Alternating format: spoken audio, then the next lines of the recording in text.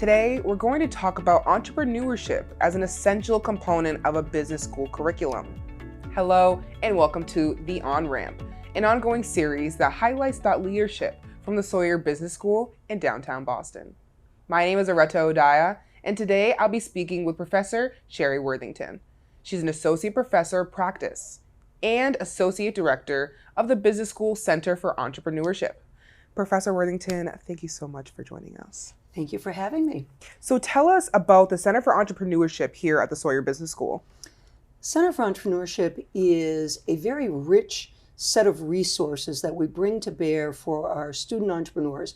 And it's not even people who necessarily already know they're a student entrepreneur, but they want to kind of embrace that creativity, explore new ideas. Maybe they do have a new idea. Maybe they've already started a business and they want to scale it. But we bring together expert resources. So our faculty, we have some brilliant faculty that we bring in, experienced entrepreneurs, investors, bankers. We have subject matter experts on a range of topics. We bring in faculty to talk them through different phases of how to grow a business. And we bring it all together in a variety of different formats. So it could be one-on-one mentoring, it could be an event, a workshop, a panel discussion. We have a lot of pitch competitions. And we end each semester with a big design-a-thon where we bring a lot of students together to work with clients on specific problems. And so besides the design-a-thon, and what other events and support do they provide for students? Oh man, we've got a lot of stuff going on. So for example, in the fall, we have our big IP pitch competition where students bring their ideas in and they pitch to a judging team of lawyers. And the lawyers actually then evaluate the ideas, how far along they've come. And then the winning teams end up getting free legal counseling, whether you're looking at patents or trademarks, copyrights, and non-disclosure agreements. So we now give them free legal resources. We then follow that. That kind of funnels into our big spring pitch competition where we give away $30,000, $10,000 for first place, and then a whole bunch of other stuff. We have a fun audience choice. That's more a traditional pitch competition. Students come in and give their 3 to 4 minute elevator pitch. We bring in alumni who are successful entrepreneurs, investors as well, and they judge and then choose the winners, who then not only get cash, but also, again, services. That's an important component that we bring through the center is services to help guide our students as they create these businesses. This fall, we did a FinTech panel on how to find a job in the fast, rapidly changing finance industry. It's not what it used to be. We had a panel on blockchain and healthcare. We have a lot of students that go into the healthcare industry. We have done one-on-one mentoring, a lot of that. We do field trips. We did field trips. We've done them to the Boston Red Sox to talk about their whole, how they look at data analytics. We've gone to our alum, Eric Papachristos, who is Mr. Boston Restaurateur. And one of his newest ventures is the very upscale La Padrona restaurant at Raffles Hotel in Back Bay. The students were just so enamored of that visit.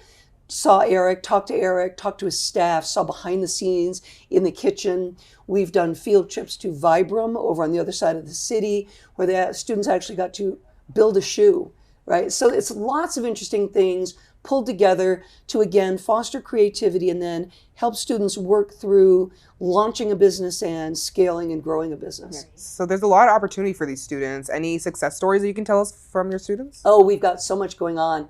Let me think. So recently, we've had a couple of graduates who are making it big in gaming.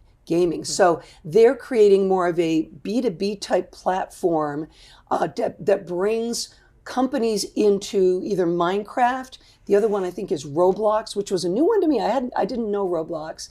And they're doing really well in that area. They're creating partnerships, bringing in big corporate partners. Really interesting. We've got people who, we have on a more traditional side, we've got one student that just graduated who's had a successful landscaping business. He's now transforming that into kind of a robot army so that it can work 365 throughout the year. The people who do the landscaping can run the robots in the summer, but they also can run them in the winter for plowing and things like that. We have Eric Papachristos, La Padrona, has done phenomenal things. We've got entrepreneurs in finance, investing, creating all sorts of new ventures. Just so many. I didn't expect. So I came over here just 4 years ago. I did not expect quite the vibrant entrepreneurship community that I found. So entrepreneurship extends further into the business school curriculum, right? In what ways? So for all the amazing things we're doing at the Entrepreneurship Center in terms of events and competitions, the impact we've had on the curriculum is phenomenal. So this is a new effort. So entrepreneurship really starts with the entrepreneurial mindset, right? How you view the world, how you view your own ability to create something new. This is an important skill for all students to have, regardless of their major, regardless of their career path. So we realized that, and so the management and entrepreneurship professors got together and created this new course, SBS 104 Innovative Teaming. This is a one-of-a-kind course you will not find anywhere in the world. It's really interesting. So we split the semester into two halves. The first half is management, where it's all about how to build a team, how to manage the team, what happens when the team's not working, right? How do we recover and rejuvenate the team? The second half is all entrepreneurial mindset. How do we take what we learned in teaming and now apply it to launching a new product or service idea? So all students at SBS have to take it at the undergraduate level. And it really now fosters this level of creativity and innovation throughout all of the curriculum. So in the entrepreneurship half, what we're doing is we're now doing personal elevator pitches. We're doing elevator pitches about the product idea. We're embedding them in the design thinking cycle to really understand the customer personas, then create prototypes, then do pitches, and then there's a pitch competition at the end. And then we end with our full-blown design-a-thon, where we bring hundreds of students together. We take over Samia Hall, and we bring all the students together to work on a client problem that we bring in. This year it's going to be a combination of Fetch and Northeast Arc, which works with disabled clients. So it's very interesting how we are now embedding this creativity and innovation from day one at Suffolk that will now extend into whether you're in finance, accounting, economics, it doesn't matter. Companies are desperate for more of an entrepreneurial mindset from all of their employees. We all have to innovate or die. So we're now getting this throughout the academic side of the curriculum. Yeah, and you're also trying to incorporate artificial intelligence into the entrepreneurship curriculum. Can you tell us a little bit about that? Yeah, so SBS in general, the faculty and staff have all embraced AI, and we've got our own little spin on that in the entrepreneurship department. So for example, in all my courses, I'm encouraging students, teaching them how to do more in-depth prompts to really get the right answer from Gen AI, how to use AI tools in order to generate images, or we've even done music. We've got all sorts of different tools that we're using. But for this new innovative teaming course, we really kind of leaned into the AI component and teach the students from very early on in the course how to use AI to do what it's best at. So it's not going to replace humans, but it is going to be good at supplementing our own skills and making us more efficient. So students use it to summarize massive amounts of interview data that they've gathered over the course of a project. They're going to use it to fine-tune prompts that they've already created. So if they've created an elevator pitch, put it back in and now give it a context, and it will come back with some suggestions. These are all great uses for it. But then we realized over the summer, this was my summer of AI. The first semester we taught the course, we realized we've got a lot of students there. A lot are entrepreneurship majors, but a lot aren't. So we needed to rethink the curriculum that we use in terms of textbooks. And so we had a standard text, entrepreneurship, all sorts of good stuff, and it was a great text, but it was expensive and aren't all texts these days, sadly. So the students asked us, can you come up with a lower cost or no cost option? So this summer, myself and one of my colleagues, Professor Letwin, we dug into AI and used it to generate a series of readings that replace the textbook. Now, Gen AI is good at some things, but it also is good at imagining things. And so it creates data sources, it creates numbers.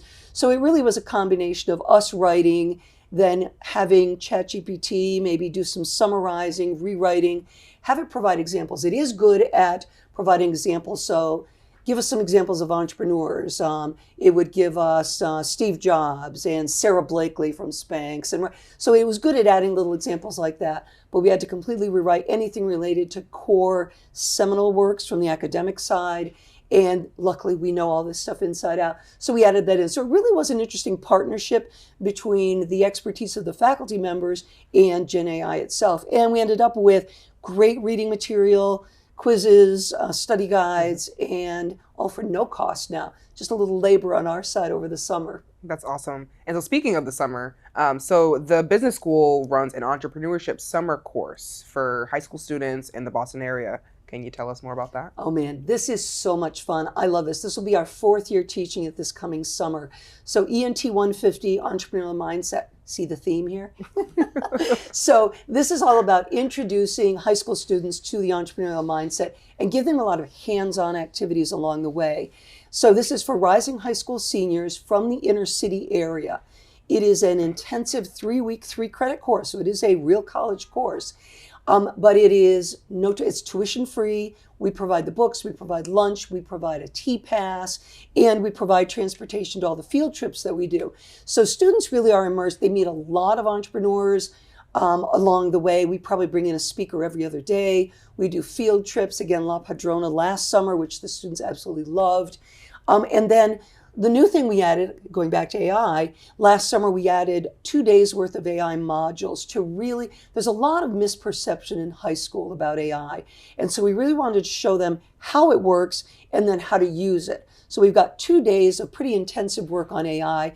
We do things like we bring in bananas and apples and fruit, and they use their shoe and they classify all this material using their cameras from their laptops, and then learn how it learns, and then they go and use it to apply it to the projects they're working on, developing new ideas, doing elevator pitches, all that good stuff.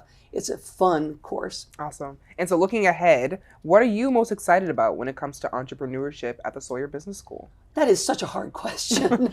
There's so much to be excited about. So we've got all this other great stuff that's going on. Probably the one thing I haven't mentioned yet is the brand new effort we've got going on this year, which is called SEED, the Suffolk Entrepreneurship and Education Collaborative Project. And that is where we actually bring the best and brightest minds from our undergrad and graduate students into a consulting clinic on steroids. So we're now working with local Boston-based small businesses and startups to help them kind of reorganize, get all the right tools in place, and then scale for growth. It's a fascinating series of projects. Students have to interview to get into it. There's so much demand for it. And we're working with really fascinating set of partners, including, for any of you who know the Celtics, Jaylen Brown, Drew Holiday. So they have their own clinics here in the city. We're working with some of their entrepreneurs, bringing them in and actually helping them go to the next level. That's awesome. Thank you so much, Professor Worthington, for all your insights today. Thank you for having me. Of course. And thank you all for joining us. We'll see you next time on The On-Ramp.